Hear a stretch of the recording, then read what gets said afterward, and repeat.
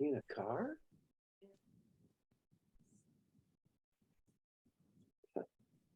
Good morning, everyone. Good to see you. We'll get started in just 60 seconds. Wonderful to see all of your faces this morning.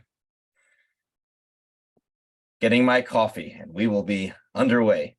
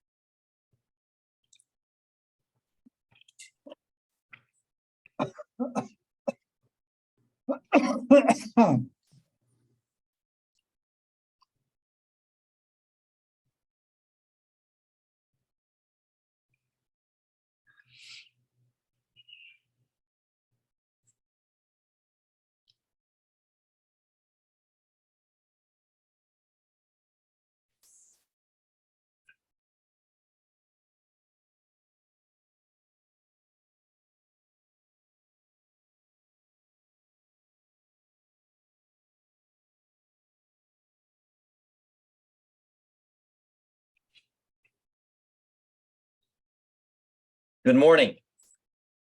Good to see everyone as we continue our journey together, chapter 17 now of Tanya. I see some new faces. That's okay, because every chapter, while being a continuation, is also its own story. Why is it that sometimes we know something to be true and our mind tells us to do a certain behavior or to not do a certain behavior, and yet we cannot get ourselves to do it?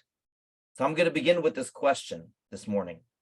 Why is it that even though we know something to be true, there is this disconnect between what our mind is telling us and what actually happens in real life? And it's frustrating, it's annoying. We all have times like this. What is the solution? And that is my opening question today. Rather than having all of our comments at the end, I want to actually begin with that, if anyone wants to chime in.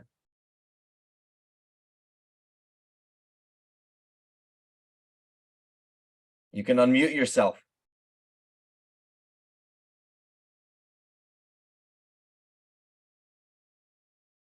Anyone? So one more time. Why is it that sometimes we know something to be true, or that a certain behavior is good for us, or God forbid, not good for us? Whether it is the exercise that I should be doing. Let's talk about things not necessarily in the Jewish arena yet. The exercise that I should be doing, the binge watching that I should not be doing, the smoking that I should not be doing, the asking for forgiveness that I should be doing, the being more upfront that I should be doing. Whatever the issue is that we know we need to overcome, we know it's true, and yet we cannot get ourselves to do it consistently. Maybe we do it for a day or two or three, and then we lapse again. And that is my question. What causes us to lapse in that regard? And the reason why this is coming up now in Tanya is, we remember up until right now, at this point in the book, the author has taught us what's under the hood. We have two different souls, two operating systems. We have an animal soul and we have a godly soul, and each one has an entire arena of intellectual features, of emotions. And they are both fighting over the same steering wheel, just like when you have the student driver, right? There's that one student. In that case, there's two steering wheels, but they each have a mind of their own. There's only one steering wheel, but they each have keys to the car. They're fighting over the same eyes and the same ears and the same arms and the same legs. So up until this point in Tanya, the author has taught us to understand where the conflict comes from. We should understand we have two operating systems inside of us. And the first thing he said is, don't worry if you cannot always emotionally get on board. And the reason is only the tzaddik, only the truly holy, righteous man or woman has both their insides and their outsides aligned with God all the time. And you're not a tzaddik, that's okay.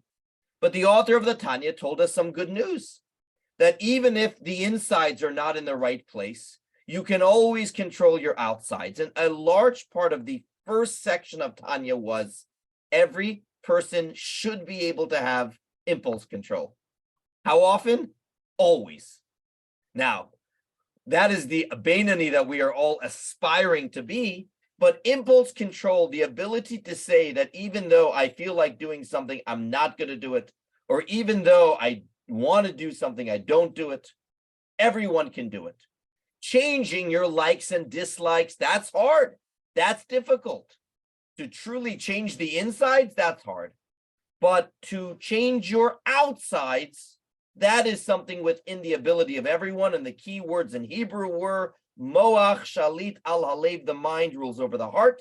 Even if my heart tells me to do something, my mind can tell me to do something different.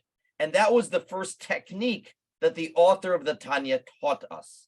What we said last week is, imagine this person comes back to the author of the Tanya for his second private audience. And the Alter Rebbe says, have you practiced what I've told you? Yes. Have you worked on your impulse control? Yes. Have you been successful at it? Yes.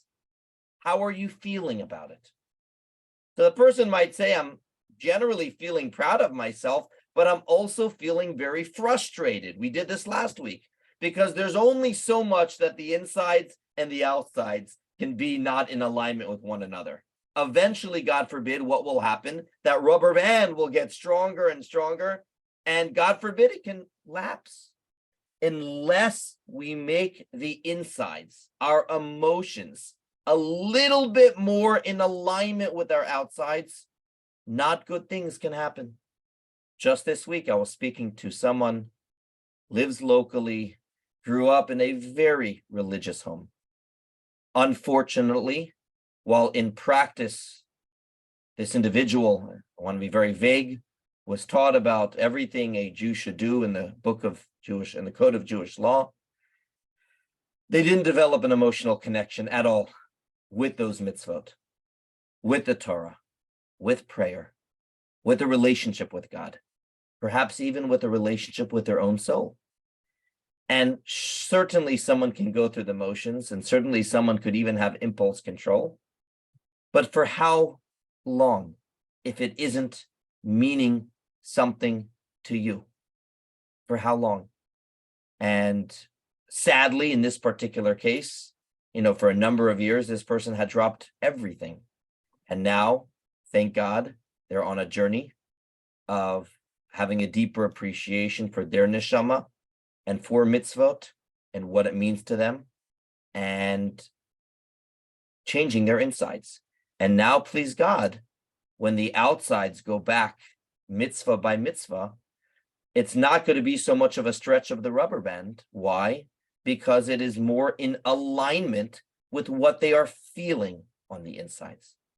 So in last week, which was chapter 16, the author of the Tanya said, while mind ruling over the heart can work short term we can have impulse control. Short term, everyone is capable of controlling themselves. They should be.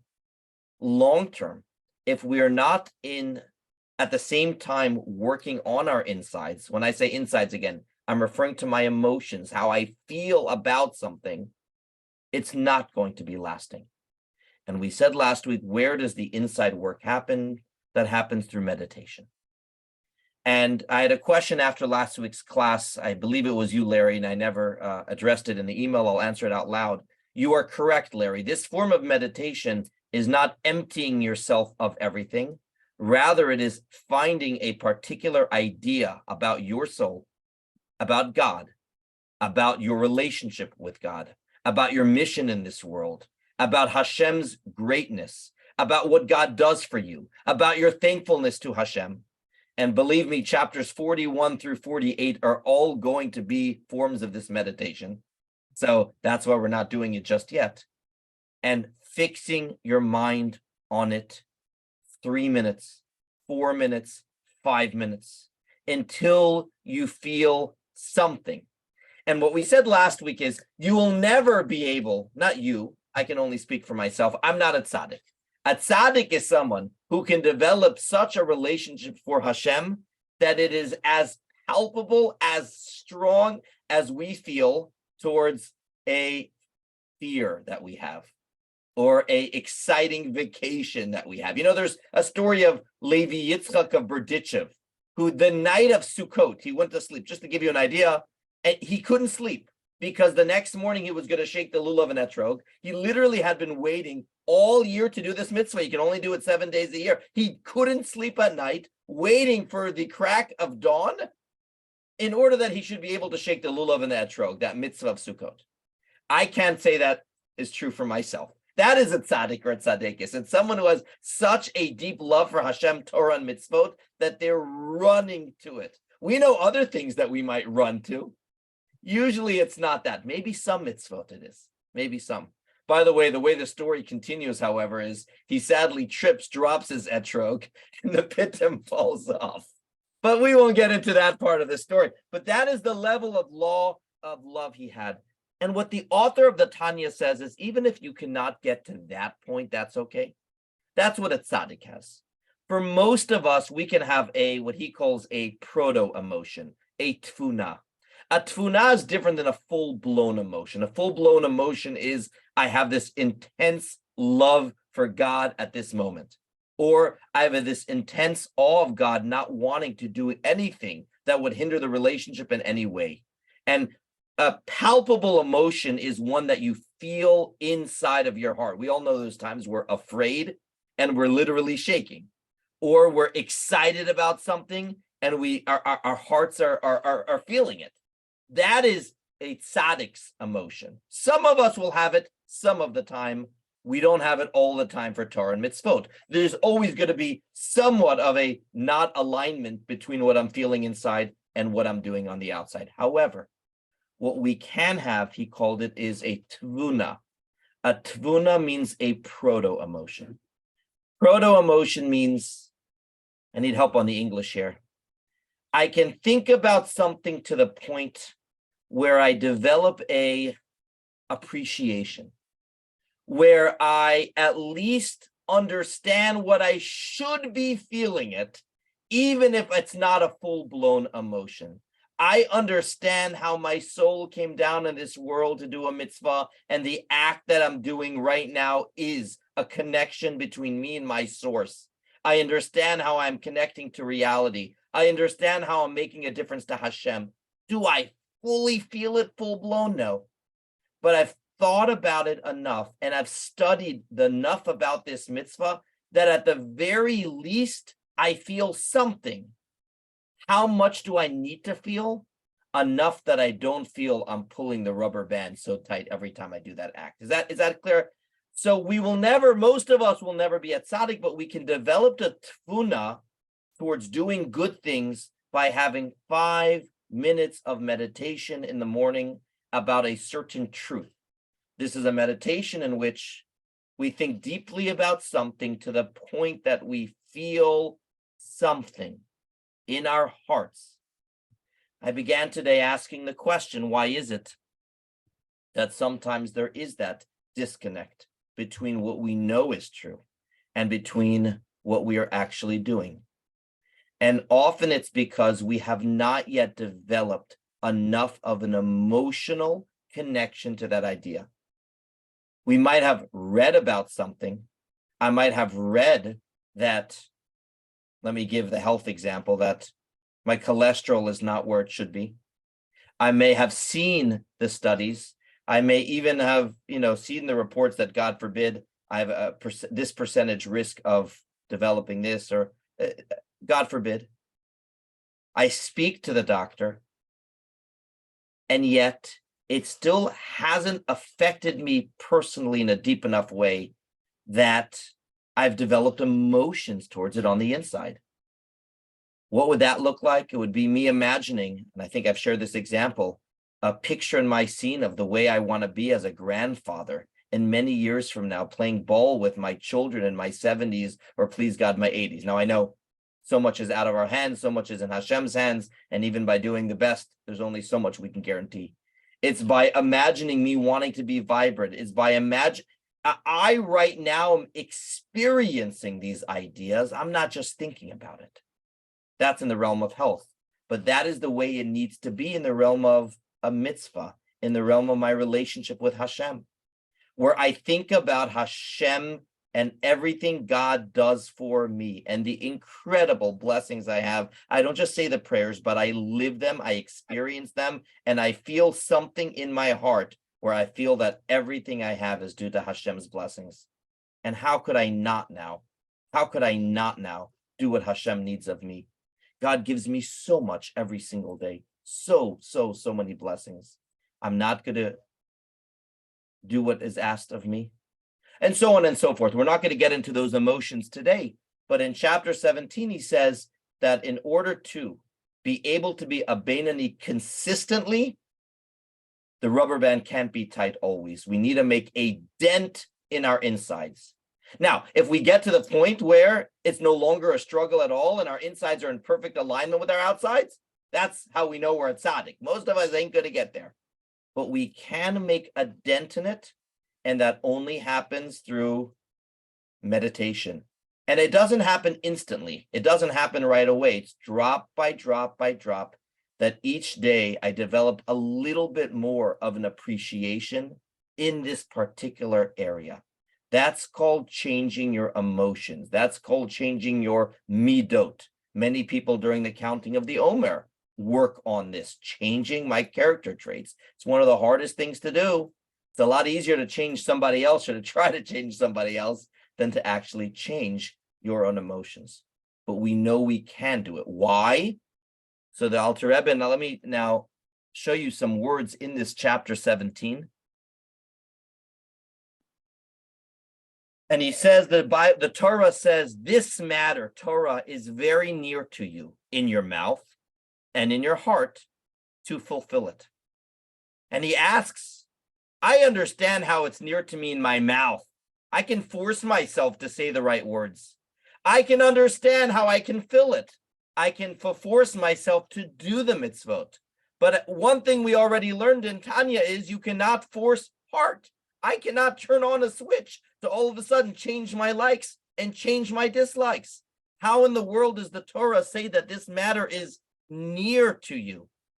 So he says, it is close to you in your heart so that you can fulfill it. What part of your heart is in your power? Enough emotions, not that will be full-blown emotions, but enough emotions in your heart to get you to actually do it. And we're going to do a few lines in the Tanya. This is very near for you, and it's easy for any person, one of my favorite lines in Tanya, who has a brain in their head. Anyone who has a brain in their skull, God biologically gave us the ability to think about an idea to the point that we develop emotions. Friends, we do this every time we worry. You do it, you don't realize it's happening to you, but you think about something to the point where you are feeling a very big worry, or God forbid, you think about someone who hurt you and you develop an animosity towards it. We are very good at meditating when it happens to us. Here he's saying use that same skill, but instead of things and ideas being put in your head, you choose actively what to think about. And if you can do this, you have to choose the meditation. Again, that's later in Tanya. Why, by the way, that's later in Tanya, we'll discuss next week. Why does he not go through the meditations now? Why does he just say, think about the greatness of God and leave it at that? We'll do that. But all of us have the ability to generate enough feelings by choosing what we put in our minds. A recipe, you put in the ingredients, and this comes out of the oven. This comes out of the mixer. You think about something long enough, this is what will happen. Now, that is the way it is in most people. Tanya ends off on a sad note. And it says, what about the individual who sadly tries thinking about something to the point that they try to get an emotion and it doesn't work. They don't feel that their brain is controlling their heart. Rather, they feel their heart is controlling the steering wheel always, almost as if you order an Uber somewhere and you have an idea where you want to go and you get into that car and all of a sudden the car takes you to somewhere completely different. It's like, wait a minute, you're supposed to be taking me here. It's like, no, I have my own agenda today. I'm taking you there. It's like, what? In a healthy person, spiritually and mentally, when we think about something long enough, it will develop a feeling towards it. And that feeling should be enough to get us to do it. But sadly, he says over here, a rasha, and we've learned a rasha as a wicked person, but as we've learned in Tanya, all of us have those areas of life that we are a rasha in, sadly loses control of the steering wheel. They are sadly in a place where they no longer have an easy freedom of choice in a particular area. Instead of their mind ruling over their heart rules over their mind. Even though they know what they should and could be doing, for some reason, they're unable to put that in action. The Alter Rebbe actually is really describing at the end of chapter 17, something today we would call, what would we call it today? Clinical term. Addiction. Really, it's like addiction. That's really what the Alter Rebbe is discussing. Now, really, in a sense, all of us relate to it in some way when we have a bad habit that we're not able to control. And he finishes off saying, in that case, you can't just say mind rules over the heart. This person, sadly, is not willing to do it. And he says, first, they have to do a level of teshuvah. And he says the teshuvah is with a broken heart. And I find it so interesting how even in AA, one of the first steps is what? Is recognizing how you are powerless. That's actually the first step. How I am powerless over here. And he says this individual who is unable to have impulse control and unable to have the mind ruling over the heart, their first step is to have a broken heart. That is the first step of teshuvah, a broken heart and sort of surrendering to Hashem.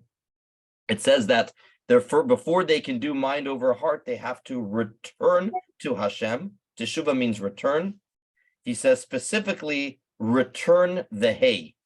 He says teshuvah, and let's do this some words in Hebrew, and we'll finish in just 3 minutes here.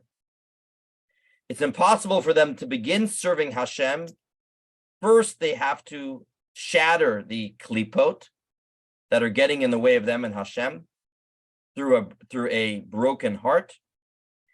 Thereby, they return the lower level of hay to God. What does it mean? All of you know that Hashem's name is made up of 4 letters, Yud and a Hey and a Vav and a Hey. The Yud and Hey and Vav and Hey is God's name. Our soul likewise is in the image of God, and it also has a Yud, a Hey, a Vav, and a Hey in it. It says how many Heys? How many Heys are in God's name? 2. The higher Hey is the level of the soul prior to it coming into a body. The lower Hey is the level of the soul once it enters into a body. And when a Jew disconnects from their selves, from their soul, and through their actions do things that get in the way of their relationship with God, they have misaligned that Hey. Teshuvah is made up of the words Tashuv Hey. Teshuvah, Tashuv Hey. Return the hay. Where are you returning it to? To God and to yourself. That is the first step of teshuvah. And he says over here that happens through having a broken heart. And once they have the broken heart, that allows them afterwards to seize control of themselves once again, which is a longer discussion. There's another place in Tanya where he discusses this teshuvah process. But what's important for us today is, in a spiritually healthy person, the mind rules over the heart. And if you're having difficulty following up an action, it means you have not yet cultivated enough an emotional connection to it. You understand the item to be true, and you're trying to do it, but what's in between the head and the arms? It's the heart. You need to chew over that idea for a little bit longer. Meditate on it. Take a walk. Today, we live in a world of so much distractions that get in the way of thinking deeply about an idea until it gives birth to feelings. We learned earlier in Tanya that there's Chachma and Bina. That's the mother and the father. The mother and the father produce children. The Chachma is when I initially think of an idea. The Bina is I think through that idea. The father is that seminal drop. The mother develops the idea. It's supposed to give birth to emotions. So someone asked me this week, if the mother is the Chachma, the father is the Chachma, and the mother is the Bina, what are we missing from the equation? Da'at. Who is the Da'at? Remember, there's Chachma and Bina, and then there's emotions. So Da'at means focus. You can only have a marriage of Chachma and Bina, a marriage that produces children, if there's intellectual intimacy with that idea. If you are plugged in deeply enough without distractions, without anything going on for a series of time, that produces the emotion. So in most situations, when we're having a difficulty following through, it is because we've not yet had the proper da'at to have the proper emotions. But if we spend more time, 5 minutes at the beginning of the day, thinking about that idea, it will be a lot easier for us to follow through. And what about those times where we feel like the Russia, where we feel it's out of our hands right now? I'm not in control of my heart, but my heart is in control of me. Here's a meditation I think about just looking at these words of Tanya when it discusses the Russia.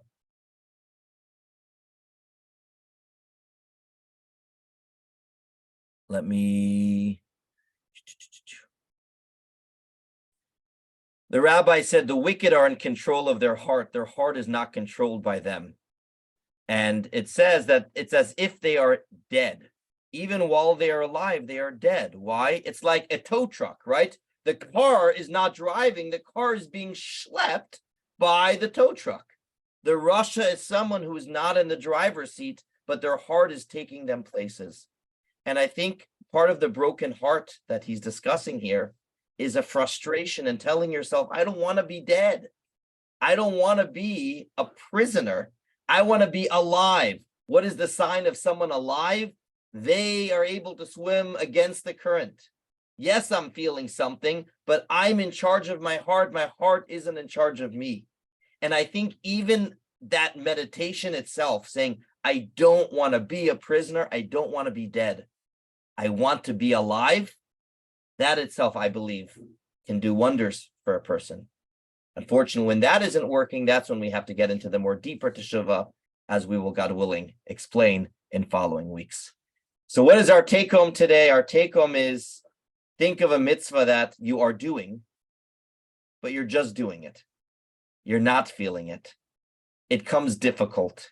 And perhaps you've had the ability to have impulse control and continue doing it, but it's not sustainable.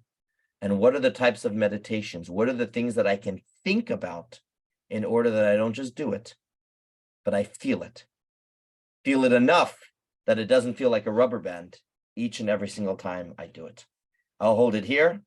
Any